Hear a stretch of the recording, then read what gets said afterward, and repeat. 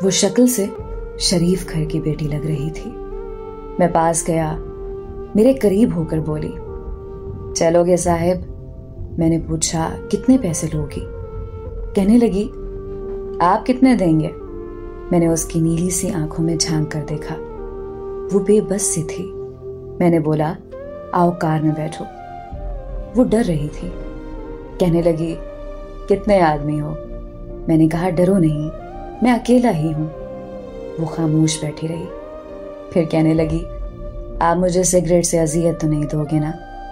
मैं मुस्कुराया, बिल्कुल भी नहीं। फिर उसने एक लंबी सी सांस भरी। आप मेरे साथ कोई जुल्म तो नहीं करोगे ना? आप चाहे मुझे 500 कम दे देना, लेकिन मेरे साथ बुरा ना करना प्लीज। वो बहुत खूबसूरत थी, मासूमियत उसकी बातों से टपक रही थी। फिर भी खुदा जाने वो क्यों जिस्म बेचने पे मजबूर थी। वो नहीं जानती थी मैं कौन हूं। मैंने पूछा, खाना खाया है? कहने लगी, नहीं। मैंने होटल के सामने कार रोकी। होटल वाला मुझे जानता था। उसने जल्दी से खाना पैक किया, मुझे दिया। मैं कार में बैठ गया। मैं अपने डेरा की तरफ चल दिया। चौकीदार ने दरवाजा खोला। मैंने कार पार्क की। रात के 11 बज रहे थे। वो मुसलसल मेरी तरफ देखे जा रही थी। मैंने खाना प्लेट में डाला। उसे कहा, हाथ धो लो। वो कहने लगी, मैंने नहीं खाना। मैंने प्यार से कहा, डरो नहीं, कुछ नहीं होगा। वो हाथ धोकर आई, मेरे सामने कुर्सी पे बैठ गई और खाना खाने लगी। जब खाना खा लिया तो कुछ खाना बच गया। कहने लगी, ये मैं घर लेके जा सकती हूँ? मैं मुस्कुराया, बिल्कुल भी नहीं। वो चुप हो गई, बुर्का उतारने लगी। मैंने कहा, रुक जाएं, मेरे पास आकर बैठ जाएं। वो हैरान थी। मेरी आंखों में देखकर बोली, जल्दी से अपना काम करें, मुझे वापस छोड़ें। मैंने कहा, नहीं पूछूंगा।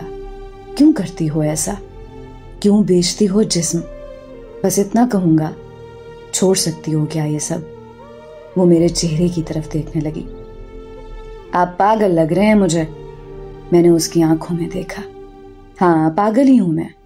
सब पागल ही समझते हैं मुझे। वो कहने लगी, अगर कुछ करना नहीं है तो मुझे वापस छोड़ कर आओ। मैंने उसके सर पे हाथ रखा, फिर पर्स से 10,000 निकाले, उसके हाथ पे रखे। वो हैरान थी। कहने लगी, मैंने नहीं लेने, आप क्यों दे रहे हैं ये पैसे मुझे? मैंने उसके चेहरे पे एक थकन महसूस की थी। वो अपने आंसू रो के बैठी थी, बार बार कह रही थी, मुझे वापस छोड़ कर आओ, मुझे डर लग रहा है। मैंने उसे यकीन दिलाया, डरने की कोई बात नहीं है। अच्छा बताओ ना, बहुत दर्द दिया जिंदगी ने। ये सुनना था।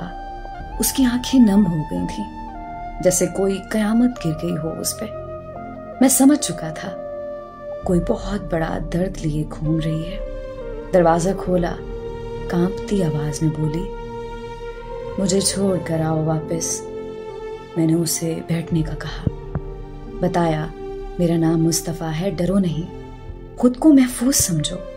उसे जब यकीन हो गया परेशानी वाली कोई बात नहीं तो बताने लगी, शौहर मर गया, 3 बेटियां हैं, ससुराल वालों ने निकाल दिया, माँ बाप फौत हो चुके हैं, भाई कोई है नहीं। मामू के घर आई, मामू के बेटे ने मेरे साथ ज्यादती की।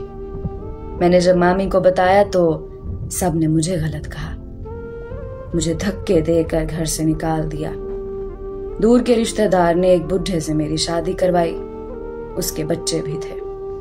उसके बच्चों ने मुझे बहुत जलील किया। फिर वो शौहर भी फौत हो गया।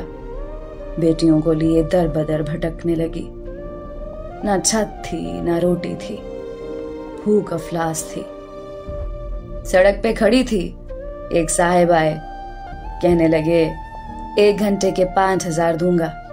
ना चाहते हुए माँ की ममता, हालात की सताई हुई क्या करती, आखिर चल दी।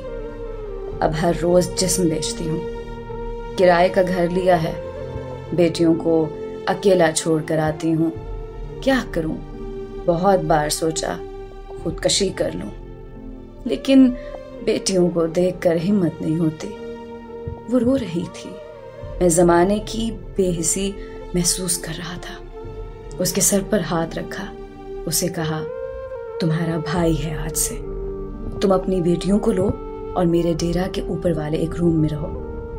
वो यकीन नहीं कर पा रही थी। कार में बिठाया, उसके घर पहुंचाया। बेटियां सोई हुई थीं, बहुत प्यारी थीं। गोद में उठाया, दिल को सुकून मिला। वो मुसलसल रोए जा रही थी। मुझे कहने लगी, आप फरिश्ते हैं? आप कौन हैं? मैं उसे अपने ऑफिस ले आया। वो दुआएं देने लगी। झोली उठाकर ना जाने कितनी दुआएं देती रही। मैंने उसे कहा, जाकर सो जाएं। अपने डेरा में गया। मेरे सामने से वो चेहरा गुजरा जो एक लड़की अपने शौहर से झगड़ा कर रही थी।